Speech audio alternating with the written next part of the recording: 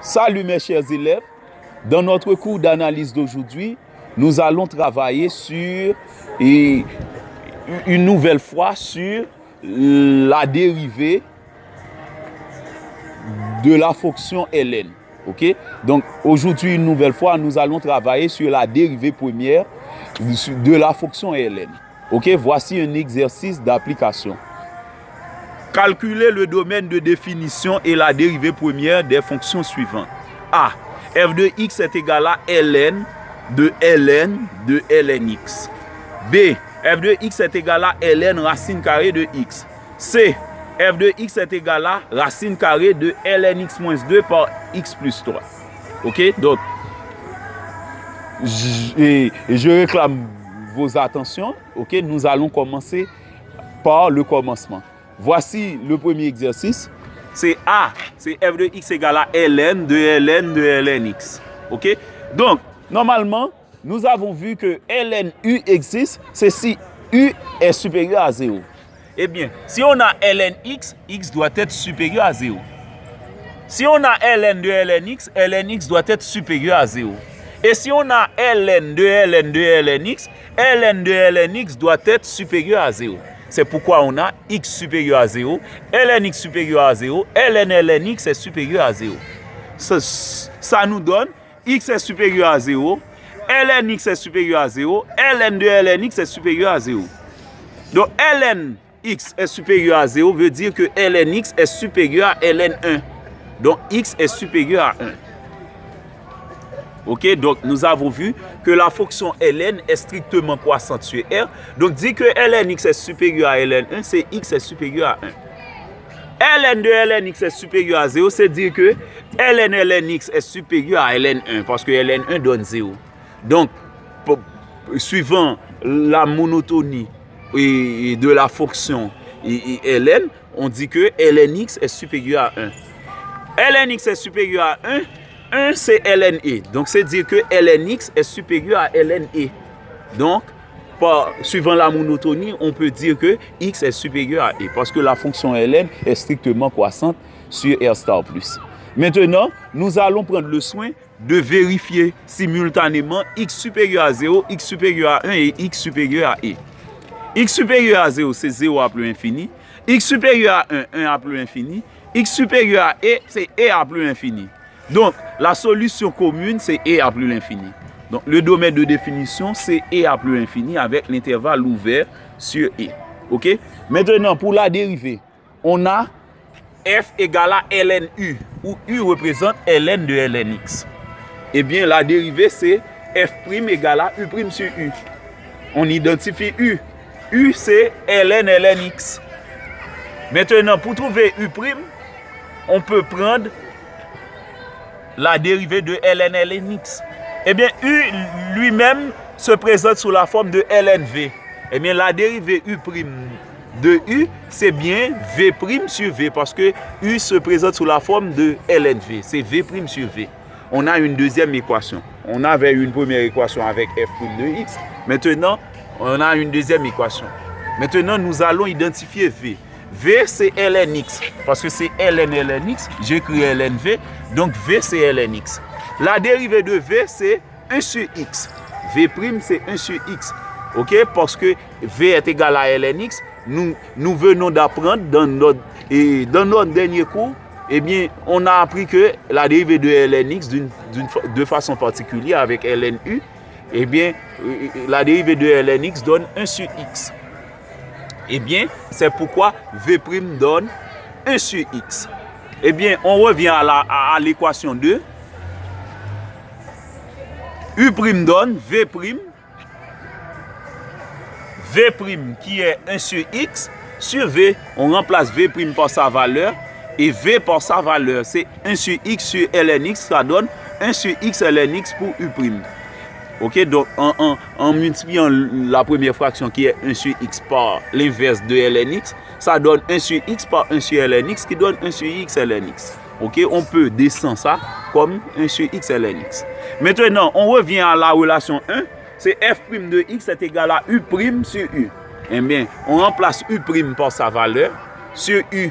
U c'était ln lnx. Eh bien, d'où on a f' de x égale à 1 sur x ln x par ln de ln x. Voilà la dérivée première de f pour la première fonction. Maintenant, pour la deuxième fonction, on a f de x égale à ln racine carrée de x. F de x est égal à ln racine carrée de x. Ça, c'est une fonction mixte. La fonction est à la fois irrationnelle et logarithme népérien. Ok, pour racine carrée de x, le domaine de définition, c'est x est supérieur ou égal à 0. Mais au cas que x prend la valeur 0, on va avoir ln 0 qui n'existe pas pour la fonction f parce que ln 0 n'existe pas. Et bien, par conséquent, on doit prendre le cas où x est strictement positif. C'est le cas commun. Ok, donc x supérieur ou égal à 0 pour racine carrée de x, racine carrée de x supérieur à 0 pour ln racine carrée de x. Donc le cas commun, c'est x supérieur à 0. On fait ça d'un seul coup. Donc le domaine de définition, c'est l'intervalle 0 à plus l'infini. Maintenant, pour la dérivée, f se présente sous la forme ln u. Eh bien, sa dérivée première, c'est u' sur u. On identifie u. U, c'est racine carrée de x. U', c'est 1 sur 2 racine carrée de x. La dérivée de u, c'est u' sur 2 racine carrée de u. Ok, donc la dérivée de racine carrée de u, donc, suivant le tableau que nous avons vu et dans la notion fonction dérivée, lorsqu'on a racine carrée de quelque chose, c'est la dérivée de la chose sur 2 fois de la racine carrée de cette même chose-là. Donc, racine carrée de u a pour dérivée u' sur 2 racine carrée de u. C'est pourquoi racine carrée de x a pour dérivée la dérivée de x qui donne 1 sur 2 racine carrée de x. Donc, u qui donne racine carrée de x a pour dériver 1 sur 2 racine carrée de x. Maintenant, on revient à la formule. F' de x donne u' qui est 1 sur 2 racine carrée de x sur racine carrée de x sur u. Maintenant, la dérivée donne, c'est 1 sur 2 racine carrée de x par racine carrée de x. Parce qu'on aura pour devoir multiplier 2 racines carrées de x par racine carrée de x qui donne 2 par racine carrée de x au carré. Racine carrée de x au carré donne x. Eh bien, f' de x donne 1 sur 2x. Ok? C'est simple. Ok, maintenant, pour le domaine de définition de f. Ok, et pour la partie C. Ok? Nous allons travailler dans la partie C. C'est C, f de x égale à racine carrée de ln x moins 2 par x plus 3. Ok, racine carrée de ln x moins 2 par x plus 3. Eh bien, cette fonction est aussi une fonction mixte parce que cette fonction est à la fois irrationnelle et logarithme népérien. Eh bien, c'est une fonction logarithme népérien et à la fois rationnelle. Puisque on a ln x moins 2 par x plus 3, eh bien, le domaine de définition, c'est x appartient à R tel que x moins 2 par x plus 3 soit supérieur à 0. Et, pourquoi je dis et? Parce que normalement, on peut trouver une valeur qui est dont, par exemple, on peut trouver une valeur de x telle que x moins 2 par x plus 3 soit supérieur à 0, mais après avoir trouvé son image par la fonction ln, cette valeur pourrait ne pas être positive pourtant. Eh bien, c'est pourquoi il faut dire et, x appartient à R, c'est-à-dire inter, x appartient à R tel que ln x par x moins 2 par x plus 3 soit supérieur ou égal à 0. Pourquoi? Parce que ln x moins 2 par x plus 3 est placé en dessous d'un radical. Eh bien, puisque ln x moins 2 par x plus 3 est placé en dessous d'un radical, eh bien, ln x moins 2 par x plus 3 doit être supérieur ou égal à 0. Eh bien, nous avons pour devoir de résoudre ces deux inéquations-là. Ce sont ces deux inéquations-là qui vont nous permettre de donner le domaine de définition finale pour la fonction f. Eh bien, pour la première partie, c'est x moins 2 par x plus 3. En regardant bien, on peut remarquer les racines éventuelles pour cette équation. C'est 2 pour cette partie, moins 3 pour cette partie. Eh bien, on dresse le tableau de ci, on met moins 3, 2, ok, de façon croissante. X moins 2 s'annule pour 2, sin de A plus, sin contraire de A moins, parce qu'il s'agit d'un binôme du premier degré. X plus 3 s'annule pour moins 3, sin de A plus, sin contraire de A moins. Maintenant, il s'agit d'un produit. Ce qui nous intéresse, c'est l'endroit où le produit est strictement positif. Eh bien, on fait la règle des signes, moins par moins plus, moins par plus moins, plus par plus plus. L'endroit où le produit est strictement positif, c'est entre moins l'infini moins 3, union 2 à plus l'infini. J'ouvre le crochet sur moins 3 et 2. Pourquoi? Parce que c'était strictement positif. Ok?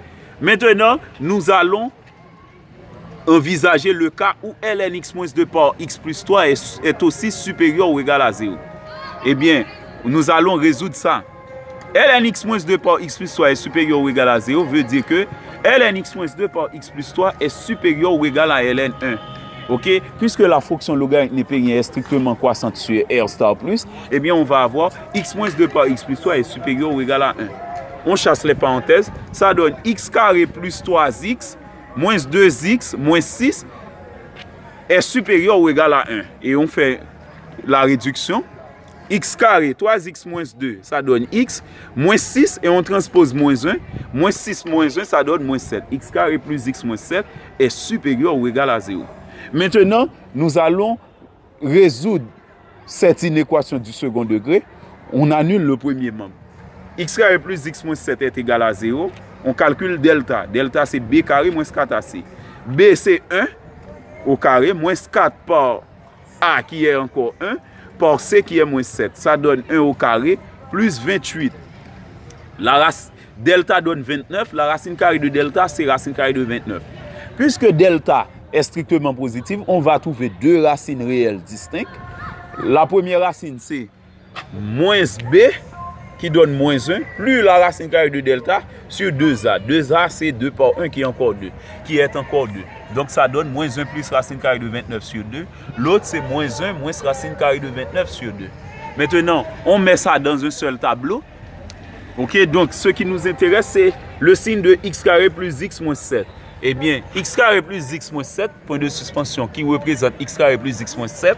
Ok, ça annule pour moins 1 moins racine carrée de 29 sur 2 et moins 1 plus racine carrée de 29 sur 2. Le signe de A, c'est plus, on met plus aux deux extrémités, maintenant moins au milieu. Eh bien, ça s'annule. Ok, donc, c'est vérifié dans la partie, dans les signes plus, parce que ce qui nous intéressait, c'est l'endroit où ce polynôme est positif. Eh bien, le polynôme est positif, c'est dans la partie où on a le signe plus, ok? Ou dans la partie où on a 0. Eh bien, c'est pourquoi on a pour solution pour cette partie, c'est moins l'infini, moins 1, moins racine carrée de 29 sur 2, fermé sur et moins 1, moins racine carrée de 29 sur 2, parce que c'était supérieur ou égal à 0. Union, moins 1 plus racine carrée de 29 sur 2 à plus l'infini, fermé sur moins 1 plus racine carrée de 29 sur 2, parce que c'était supérieur ou égal à 0.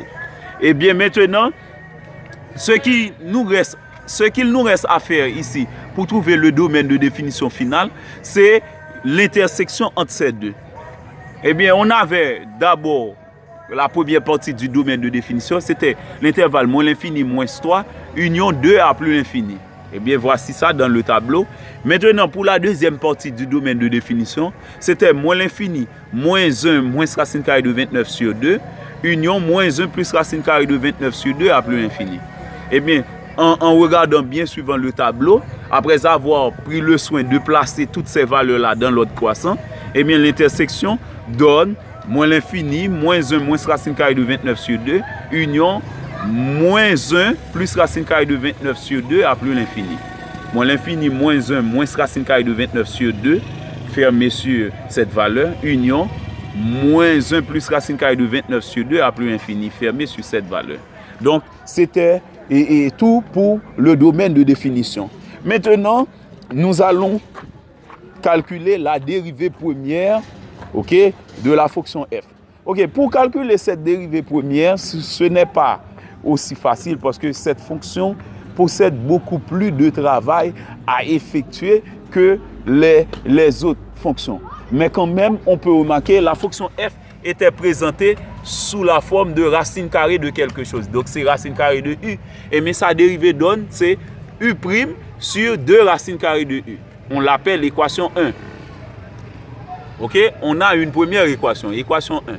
Maintenant, on identifie u. U, c'est ln x-2 par x plus 3. Eh bien, u, c'est ln v, c'est ln quelque chose. Nous avons bien appris que lorsqu'on a ln quelque chose, pour dériver cette fonction, eh bien, il faut prendre la dérivée de la chose sur la chose. C'est-à-dire, lorsqu'on a ln v, eh bien, la dérivée donne v' sur v. Ln u, la dérivée donne u' sur u. Eh bien, si u donne ln v, la dérivée donne la dérivée de u donne v' sur v. On a une deuxième équation. Maintenant, on identifie v. V, c'est x-2 par x plus 3. Donc, v' donne, c'est dérivée de x-2 par x plus 3, plus dérivée de x plus 3 par x-2. Ça donne x plus 3 plus x-2 qui donne 2x plus 1. Maintenant, on revient à l'équation 2, c'est v' sur v. V' qui donne 2x plus 1 sur v.